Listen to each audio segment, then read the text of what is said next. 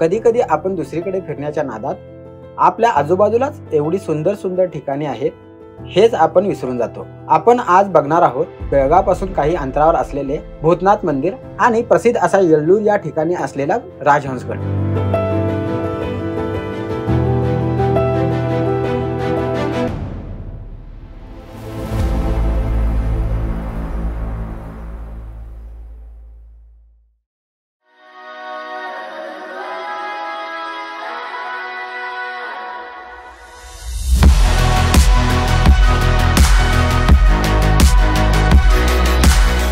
सकाळीच आम्ही निघालो खानापूरच्या दिशेने, कारण होतं जांबोटी येथे असणारा वज्रपोहा वॉटरफॉल।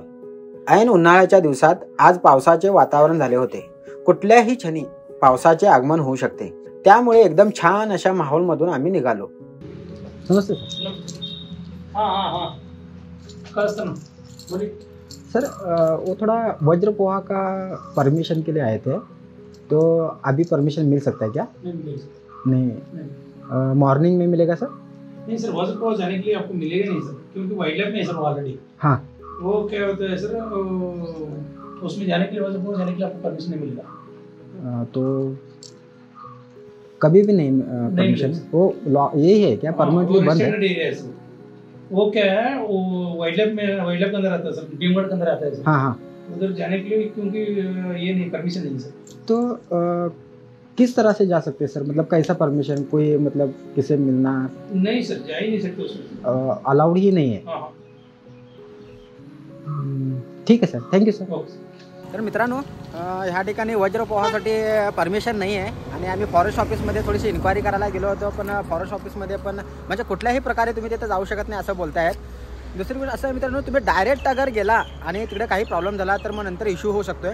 इथं जाणारे भरपूर आहेत असे डायरेक्ट, मे बी काहीतरी कारणानेच तिकडे बंद केले असेल। फ्युचरमध्ये कधी चालू करतील न करतील काय त्याची आयडिया नाही आहे, पण सध्या तरी इकडे बंद आहे। म्हणजे विदाउट परमिशन तुम्ही तिकडे जाऊ शकत नाही आणि परमिशन तुम्हाला भेटत नाही, आणि डायरेक्ट तुम्ही गेला तर तुमची जबाबदारी असेल।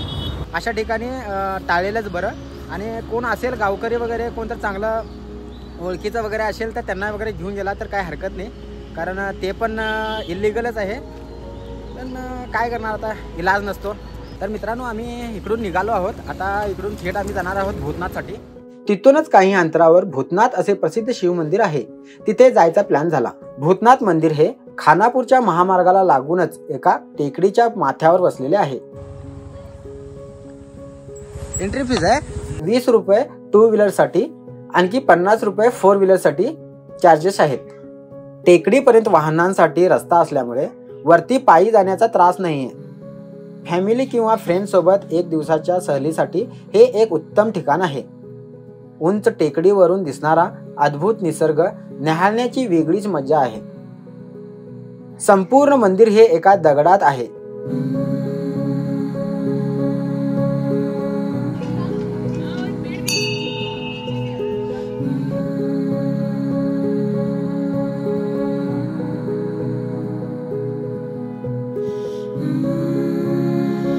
मंदिराला लागूनच एक पिंपळ वृक्ष आहे आणि त्याच्या खोडातून नैसर्गिकरित्या गणपतीच्या सोंडीसारखा भाग तयार झालेला आहे।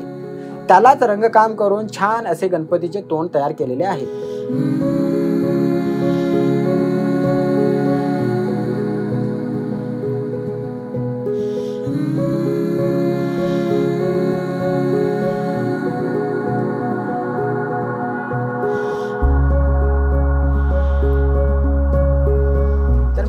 आपण आता इथून निघणार आहोत आणि थेट येल्लूरगडला भेटणार आहोत।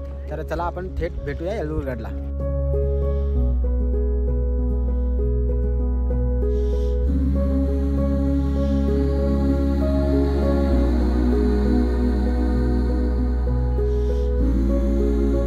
विकेंड असल्यामुळे गडावर बरीच लोक आली होती।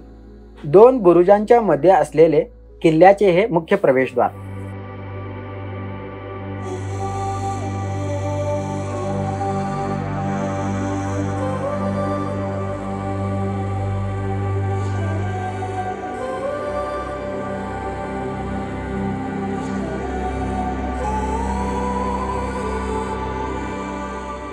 पायऱ्या चढून वरती गेल्यावर समोरच शिव मंदिर आहे। मंदिराचा नुकताच जीर्णोद्धार करण्यात आला आहे। अलीकडच्या काळात किल्ल्यामध्ये खूप सुधारणा करण्यात आल्या आहेत. आतमध्ये पायवाट बांधली आहे, त्यामुळे किल्ल्यावर उत्तमरित्या फिरता येते. छत्रपती शिवाजी महाराजांची भव्य अशी मूर्ती येथे स्थापन करण्यात आली आहे. अलीकडे ही मूर्ती या किल्ल्याचे मुख्य केंद्रबिंदू ठरली आहे. किल्ला चारही बाजूनी भक्कम भिंतीने वेढला आहे. किल्ल्याच्या चारही बाजूनी बेळगाव शहराचे विहंगम दृश्य दिसते. संध्याकाळच्या वेळी हा किल्ला अधिकच खुलून दिसत होता.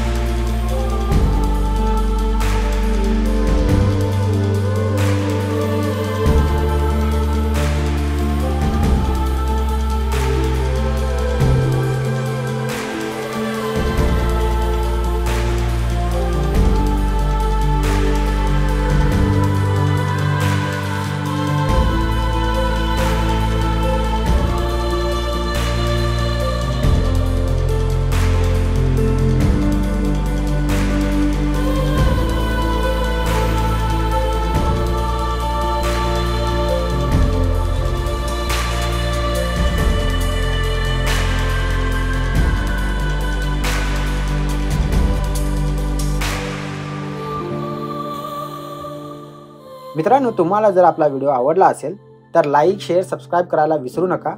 भेटू अशाच एका नवीन व्हिडिओसोबत. तोपर्यंत नमस्कार.